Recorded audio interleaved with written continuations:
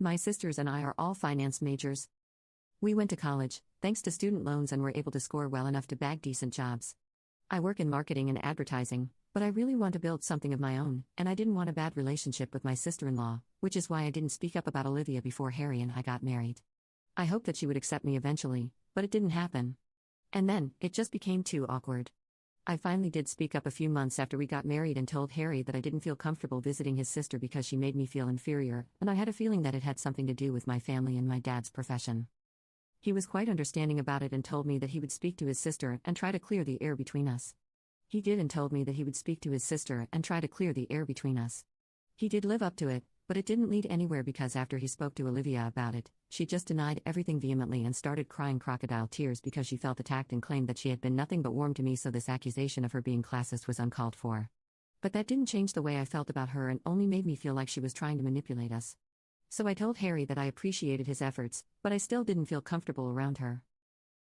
So we decided that he could stay in touch with her, but I would avoid her, and only when I felt ready would I talk to her. He didn't cut her off, but distanced himself, and I knew she hated me for it. Now that we were married, I didn't have much of a choice when it came to her and had to make my peace with it. Olivia and I would meet at family get-togethers, but we wouldn't see each other otherwise, and we were both fine with that arrangement for a while. However, a few days ago she texted me around noon that she was celebrating her 50th birthday and she wanted me to be present a few hours before the party was supposed to begin because she wanted to mend things. She told me that I had been right about her and she had kind of been horrible to me in the past, so she wanted to make up to me for it. I agreed to it and showed up early because I was really happy since I felt like she was finally coming around and accepting me as her family. But that turned out to be a bust because as soon as I got there, she told me to go wait in the kitchen for a while. It was confusing, but I did it, and a little while later, she came into the kitchen herself and introduced me as her housemaid to the waitstaff who were there for the party. I was shocked because this was a new low, even for her, and to make it all worse, she was recording it and laughing like this was the funniest prank that one could ever play. Everybody else was also quite uncomfortable, and I was so humiliated that I started crying. I ran out of the house and got into my car so I could drive back home. I had told Harry that I was visiting Olivia, but he was busy at work, so he hadn't read that text and he wasn't going to be at the party until it was supposed to begin, so I came back to an empty house and an empty inbox, which made me feel even more alone, and I cried myself to sleep. I woke up a couple of hours later and Harry was finally home by then.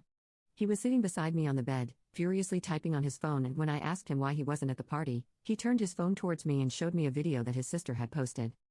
It was the video that she had recorded and had captioned it as a prank that went wrong. She cut the video off right before I started crying, so it didn't look as bad.